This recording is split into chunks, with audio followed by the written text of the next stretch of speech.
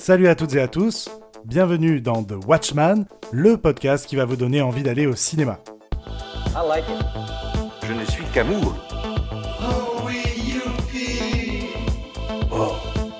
Je suis Kevin Robert, votre guide des salles obscures, et aujourd'hui je vais vous parler d'Illusions perdues.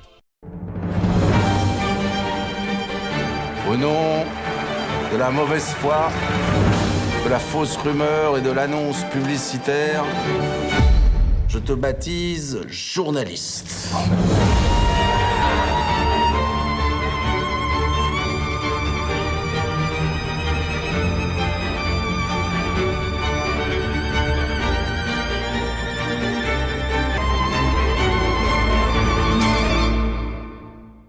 Illusions perdues donc de Xavier Giannoli, d'après l'œuvre d'Honoré de Balzac, que je n'ai personnellement jamais lu, j'ai pas été très bon en français au lycée. Cela raconte l'histoire de Lucien, un jeune poète du 19e siècle, encore inconnu, qui quitte sa province natale pour rejoindre la capitale parisienne avec de grandes espérances. Alors soutenu par la noble Madame de Bargeton, jouée par Cécile de France dont il tombe amoureux, le jeune homme va découvrir un monde de faux-semblants. Tout d'abord, je dois dire que c'est une fresque historique aux décors et costumes magnifiques. Vraiment, lorsque l'on aime les films d'époque, on est servi. Des bureaux de presse au théâtre, en passant par les hôtels particuliers de la noblesse, c'est très très beau. Cette impression est d'ailleurs renforcée par une jolie partition de musique classique qui ancre le récit dans son époque. On s'y croit et on y croit.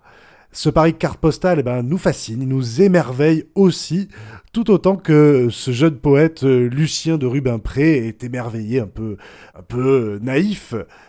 Et d'ailleurs, son innocence le rend attachant, tout comme il faut dire sa beauté et son ambition. Brillamment interprété par Benjamin Voisin, que l'on a vu et aimé dans Été 85 de François Ozon. Je vous encourage à voir ce film.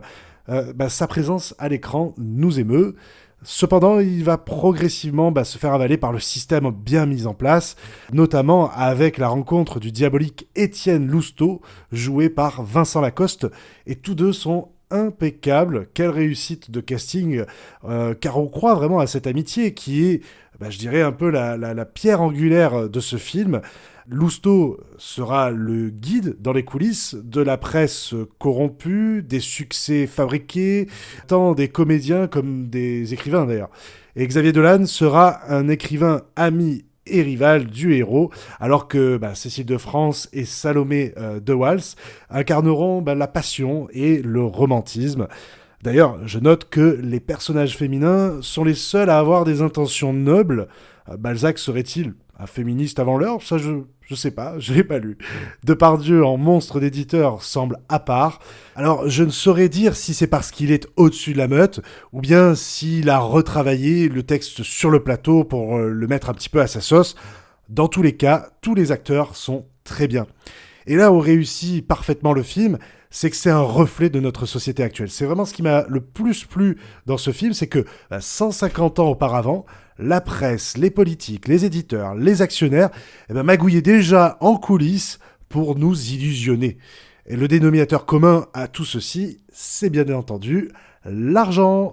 Et oui, qui fait et défait un peu les hommes et les femmes et laisse les plus pauvres, pauvres, et les plus riches, riches, toujours plus riches en tout cas.